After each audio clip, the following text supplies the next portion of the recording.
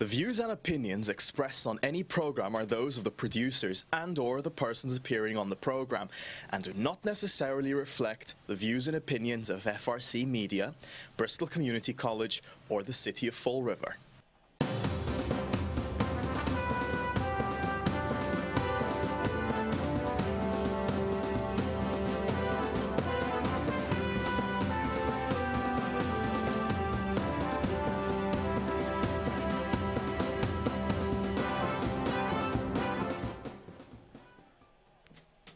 Straight Talk. I'm Chip. And I'm CJ. And it's Friday before the hiatus. Before our 2 weeks off because of construction, and Chip's going to go pay a visit to Las Vegas. He'll be doing the show live from the poolside in Las Vegas. Live from poolside. We tried that, but I don't know. I don't know about that. Yeah. But, well, I'll tell you, we got a lot of things today to talk about, and I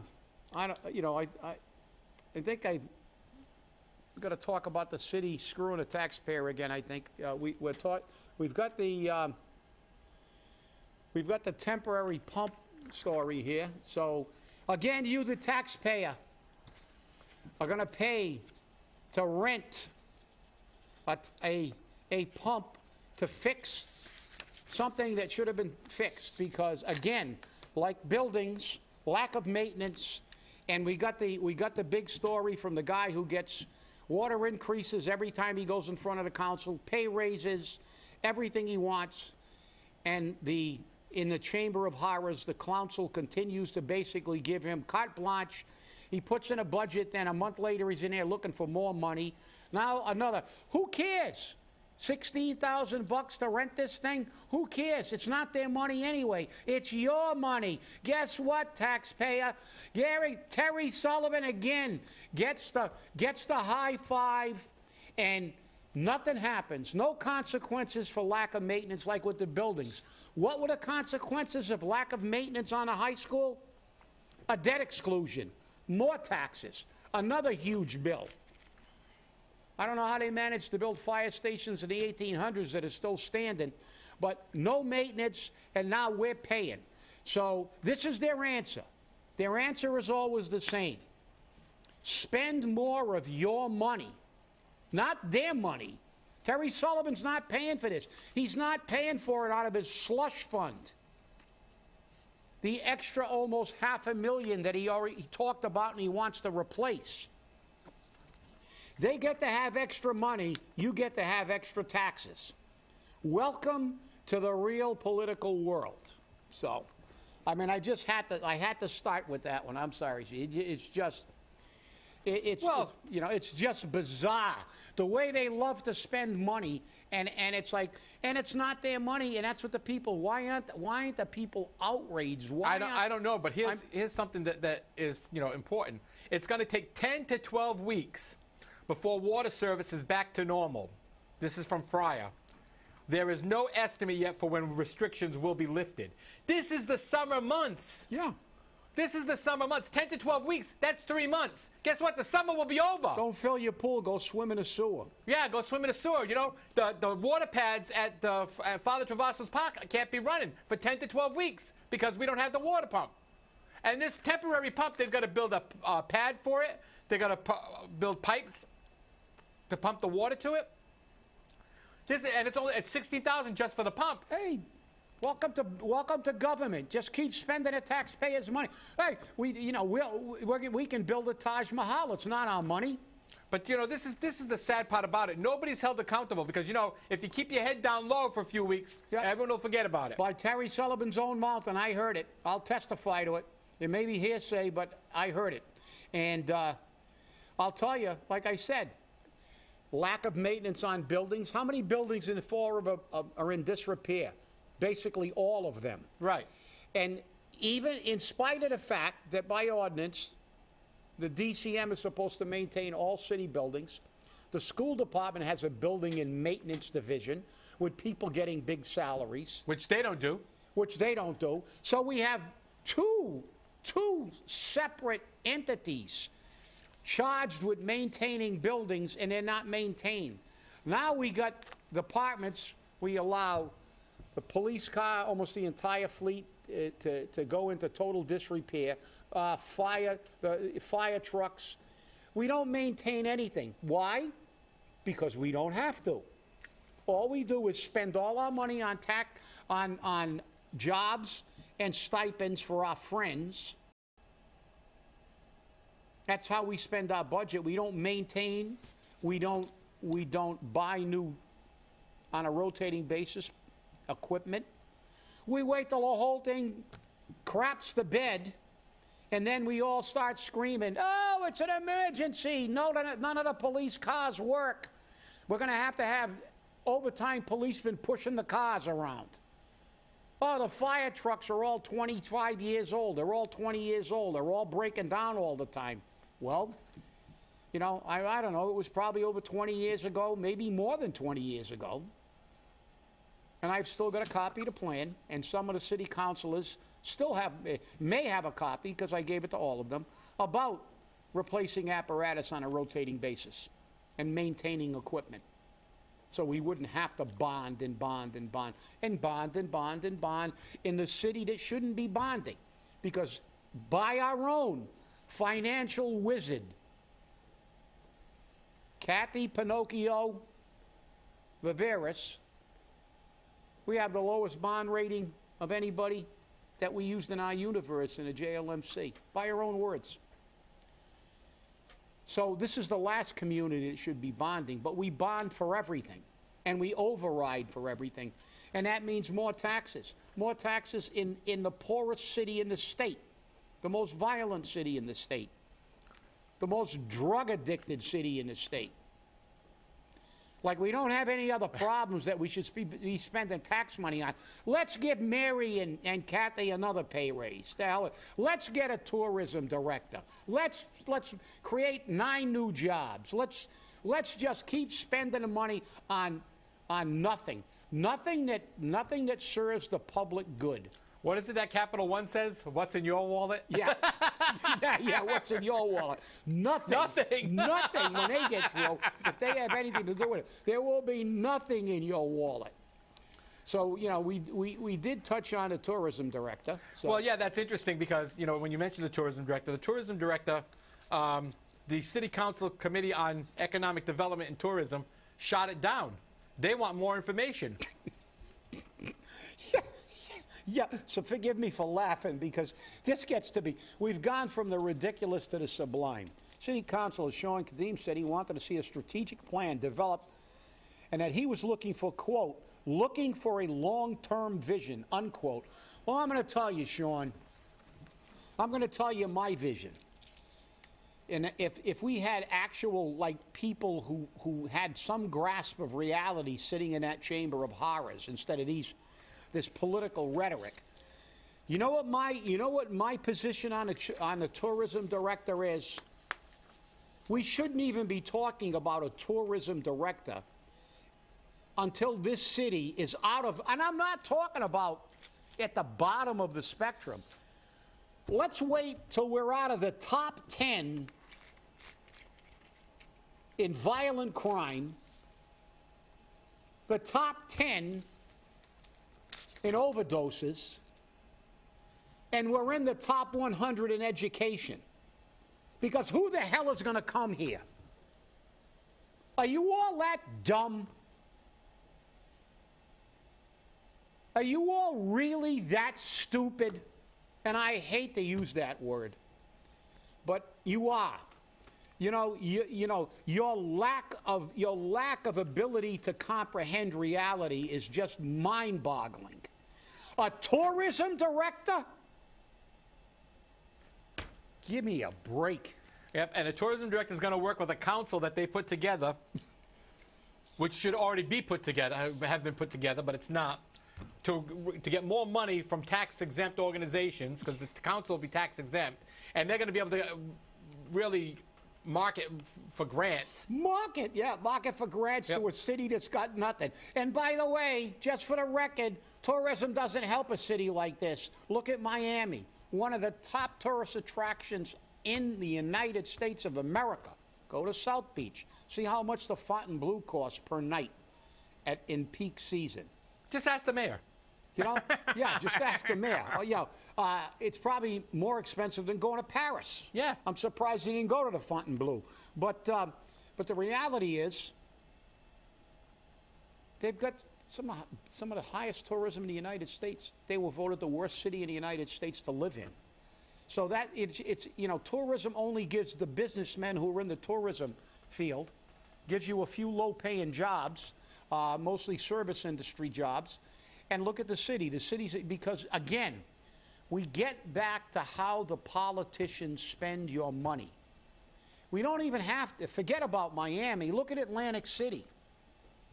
Atlantic City brought in billions of dollars from gaming. They didn't invest virtually anything in the community.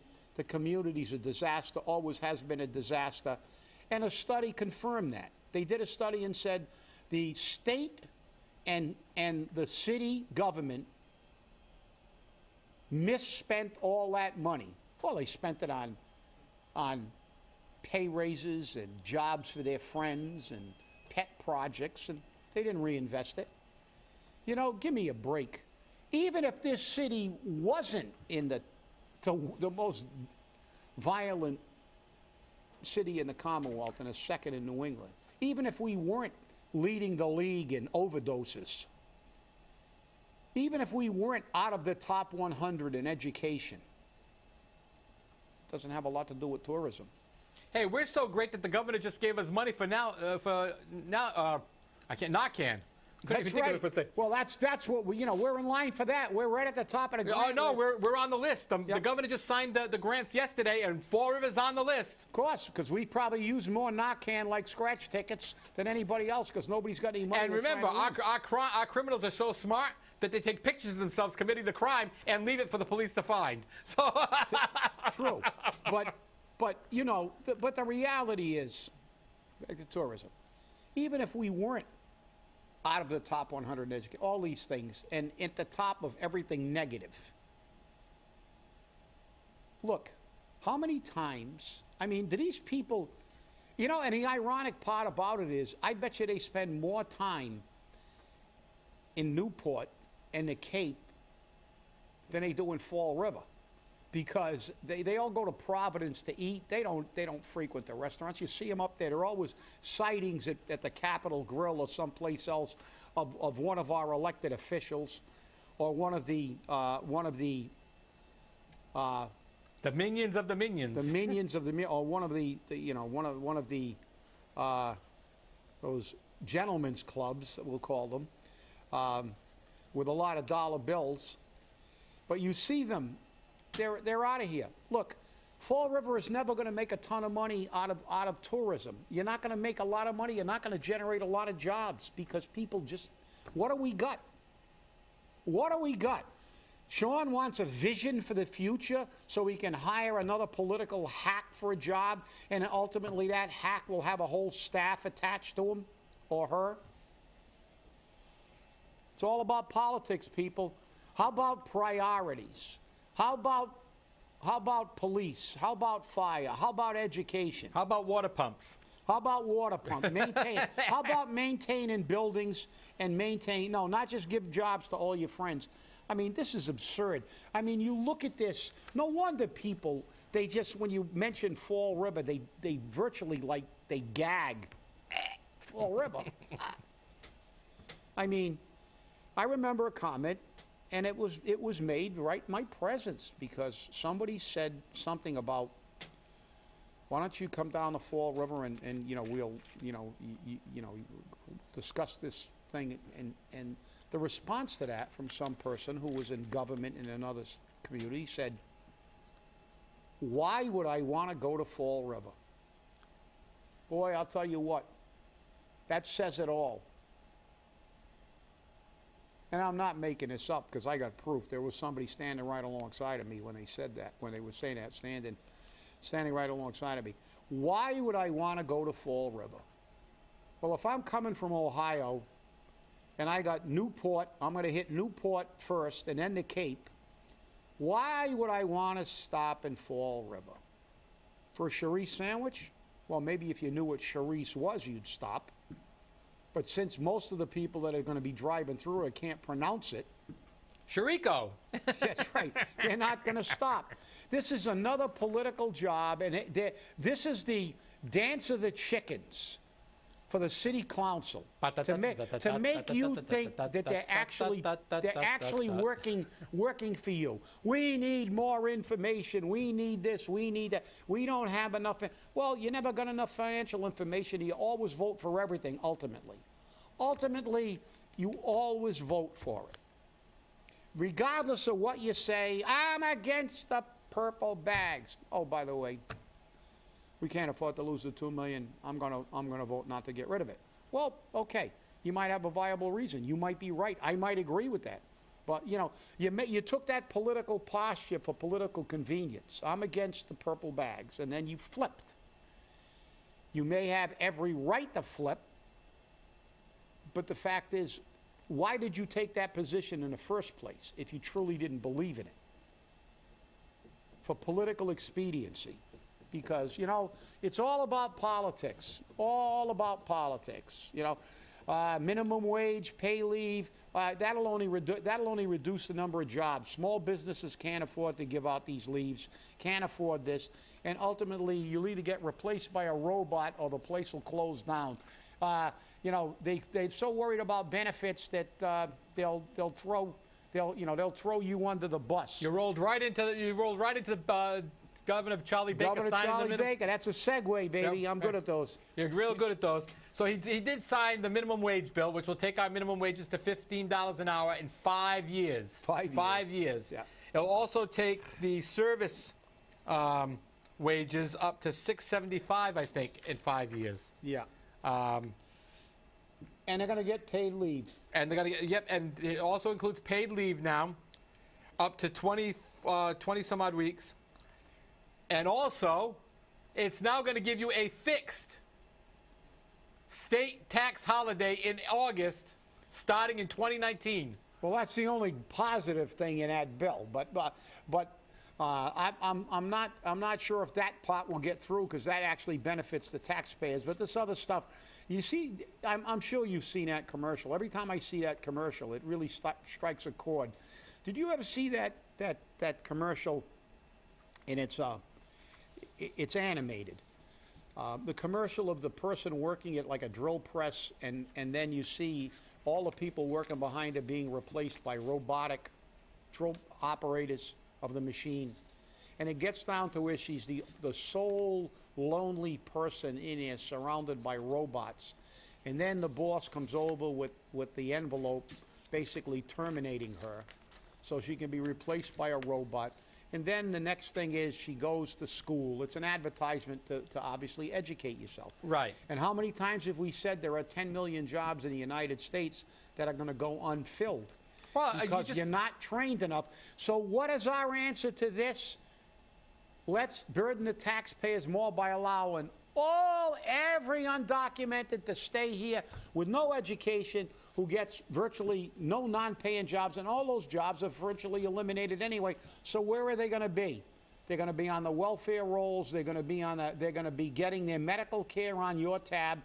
And I mean, you know, you watch what's happening in this country. It's you know, there's no regard for the working man. When you work for a paycheck, you know something. You want to give your kids advice, say if you're not going to become a professional, go on welfare or move out of the country. It pays more. It pays more. Yeah, you're right. And you know, and then now I look at one of the things that you know, now the Janus decision. Uh-oh. Uh-oh. The Janus the death decision. knell of the union. The death knell of unions. And I'm reading this, and I know you got it from the most the most neutral source, because they're pro and con. Yeah, everyone seems to be pro and con on this. Well, you have to be. But then it says that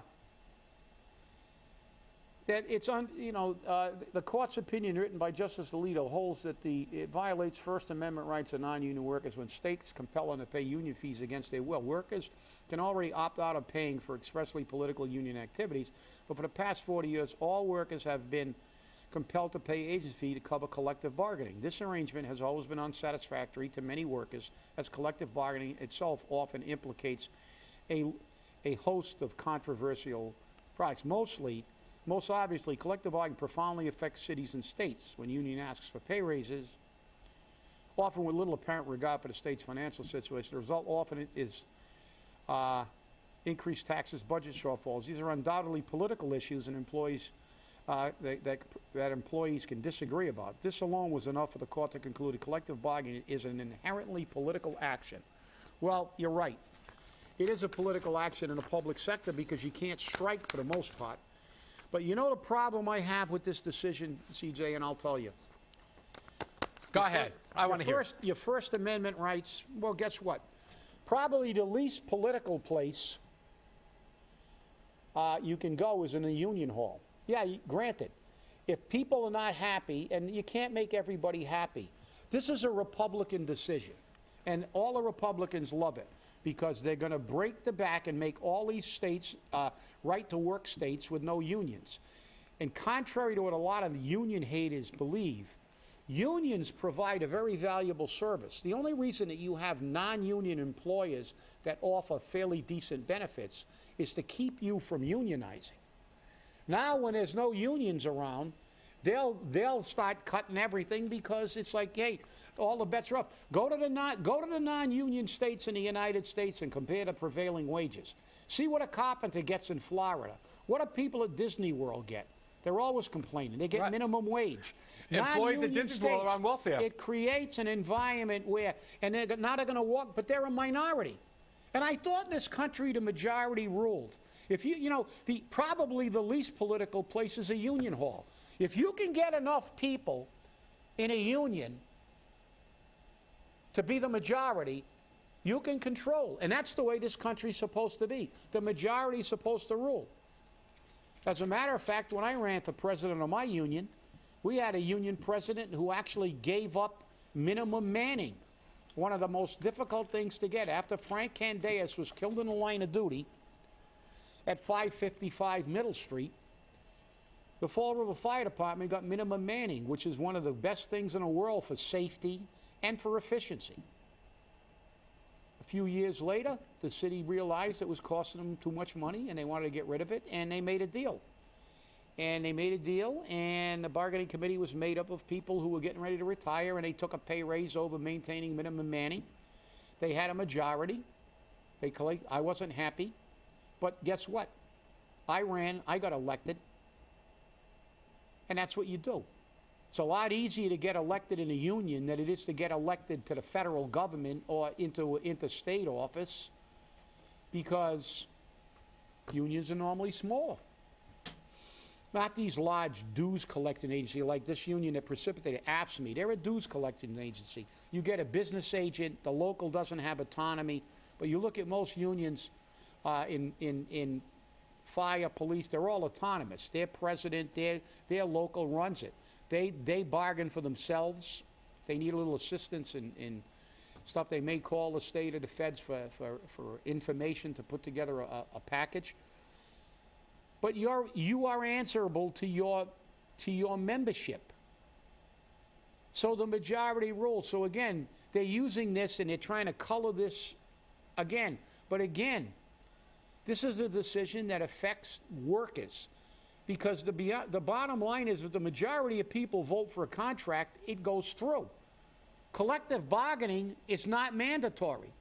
Every union has to ratify a contract. And by ratifying it, it indicates that the majority of people in that union agreed. And I thought the majority ruled. But now the court says, no, the minority rules. If you don't want to pay, if you're upset because you didn't get something for yourself, you don't have to pay. And they can't make you pay, and we'll just destroy unions. And why are you going to do that? You're going to do that so now you have, what do you have left in the absence of unions? You have politics. The guy that plays golf with the boss gets the biggest pay raise, gets the promotion. The guy whose cousin is related to a state rep gets the job. over you. You get jobs even though you're an ice house guard. You get to run in excess of $250 million budget when you're a mall manager. You get to be the CFO when your company missed stuff in an audit for 20 years, and they're still missing things. Guess what? Is this a good decision? Absolutely not. And I've seen the result. I've seen the politics. All you have to do, people in Fall River, is learn from history. Look what happened when politics invaded the firefighters union. And they started holding signs for political people. When Mike Coogan became Will Flanagan's right-hand man, he jumped 45 people, never served as a captain, never served as a district chief, and became chief of the department. And look what happened there. There was a rebellion. When he was promoted to that job over other people who were taking competitive examinations, the entire, every chief officer in the Fall River Fire Department walked out of City Hall. And they were outraged. And everybody was outraged. And we ended up putting it back in civil service. Politics. When you eliminate basically collective bargaining,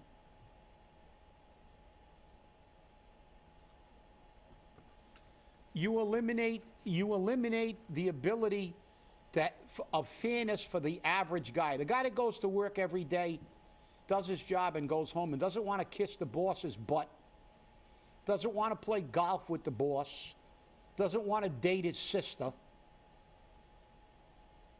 And who do you leave it in the hands of? Politicians. Politicians. And the person with the most pull will get the job. There goes fairness out the window. And what does politics mean? Many, from politics, bloodsuckers. That's Many right. bloodsuckers. Ticks. That's right. They're like ticks. And so this Janus decision, read it. You'll read pros and cons, but I'll tell you what. If you think it's a great decision, leave here. Leave your good-paying job here. If you're a carpenter making, I don't know what they make now, or if you're a tradesman, go down to Florida and get a job for about 20 cents above minimum wage. Go bang nails for minimum wage and have a skill. Go be a plumber down there, see what you get. Go to the right-to-work states and see how great it is not to have unions. And like I said, because a lot of people don't look at it that perspective. The only reason these people offer decent benefits is to keep unions out. So they're like they're like the godfather of all their benefits. And when they're gone, what's going to happen? We don't have to. This isn't a theory. We've seen it. What happened when they said the unions destroyed the mills? Well, they went down to North Carolina where there were no mills, where there were no unions. Are they still in North Carolina? No. They're in Bangladesh, Mexico, Vietnam, places where they pay $1 a week or less. So it wasn't about really the unions. What did the unions do? It got people a livable wage. And by the way, because we're running out of time, whenever you go to arbitration, whenever you collectively bargain, you have to prove an ability to pay. Just look at the police. They didn't prove an ability to pay. They didn't get what they wanted. No, they believed Kathy's lies. That's right. They believed Kathy's lies, and they didn't get it. Contrary to what the court said, that they don't care. You have to prove it when you got a union. When you don't have a union, all you got to be is politically connected, and you too can get a $40,000 pay raise. Yep. Well, we'll see you in a couple of weeks, and you can stay healthy, and I'll think of all of you. We'll see you on July 13th, it looks like. Yep. The station should be back on Friday the air. Friday the 13th we'll be back on. Is that an omen? It's something. Hey, have a great 2 weeks, people. We'll see you on Friday the 13th.